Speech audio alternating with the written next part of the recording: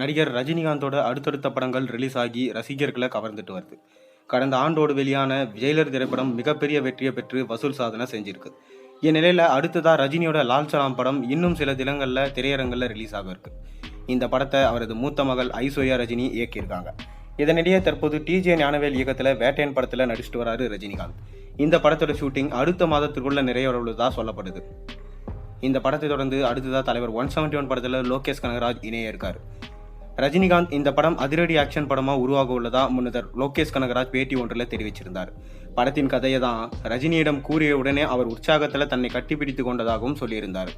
இதுவரை இல்லாத வகையில் ரஜினியை வித்தியாசமான ஜானரில் காட்ட தான் திட்டமிட்டு அதற்கான கதைக்களத்தில் இறங்கி இருக்கிறதாகவும் அவர் சொல்லியிருக்காரு.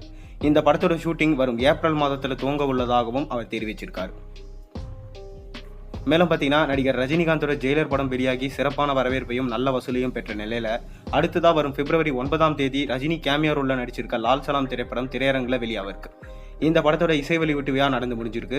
இந்த இசை வெளியீட்டில் ரசிகர்கள் அதிகமாக எதிர்பார்த்ததற்கு இணங்க ரஜினியின் பேச்சு இருந்தது. விஜய் உள்ளிட்ட பல விஷயங்களை அவர் மேடையில் பேசினார்.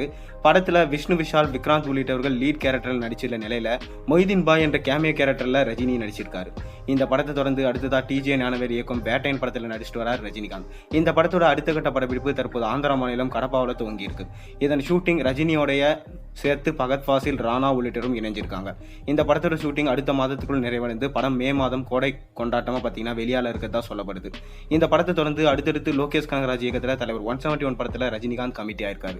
மேலும் பார்த்தீங்கன்னா வரும் ஏப்ரல் மாதத்தில் தலைவர் 171 படத்தோட ஷூட்டிங் துவங்க உள்ளதா சொல்லப்படுது. அது தொடர்ந்து பார்த்தீங்கன்னா இதற்கான ஸ்கிரிப்ட் வேலைகளில் தற்போது லோகேஷ் கனகராஜ் மும்முரமாக ஈடுபட்டிருக்காராம். விரைவிலே இதன் வேலைகள் நிறைவு செய்ய விட்டு படத்தின் முன் தயாரிப்பு பணிகளையும் மேற்கொள்ள இருக்காராம். இந்நிலையில் படத்தோட முதல் ஷெட்யூல் வெளிநாட்டில் எடுக்கப்பட உள்ளதா படக்குழு சார்பில் அப்டேட் தெரிவிக்கப்பட்டிருக்கு. ரஜினி இதுவரை நடிக்காத வகையில் இந்த படத்தோட கதைகளும் இருக்கும் என்றும் முன்னதாக லோகேஷ் கனகராஜ் தெரிவிச்சிருந்தார். அதாவது மேலும் அதிரடி ஆக்ஷன் களத்தில் படம் உருவாக உள்ளதாகவும் சொல்லியிருக்காரு.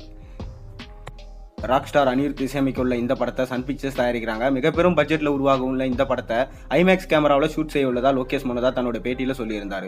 இதே போல பார்த்தீங்கன்னா படத்தை 3Dயில் ரிலீஸ் செய்யவும் அவர் திட்டமிட்டிருக்காராம். படம் அடுத்த ஆண்டு கோடை கொண்டாட்டமாக ரிலீஸ் ஆக போது படத்தோட ஷூட்டிங் இன்னும் 2 மாதங்களை துவங்க இருக்கிற நிலையில் அடுத்தடுத்த அப்டேட்களை படக்குயிரை வெளியிடலாம் சொல்லிட்டு எதிர்பார்க்கலாம். மேலும் தலைவர் 171 படத்துக்காக நீங்கள் எந்த அளவுக்கு வெயிட் பண்ணுறீங்கன்றத மறக்காம கீழே கமெண்ட்டில் சொல்லுங்கள். மேலும் சேனலில் போகிற வீடியோஸ் சப்ஸ்கிரைப் பண்ணுங்கள், லைக் பண்ணுங்கள், பெல் ஐகானை ப்ரெஸ் பண்ணுங்கள். அப்போ போகிற வீடியோஸ் நோட்டிஃபிகேஷன் உங்களுக்கு வந்து சேரும்.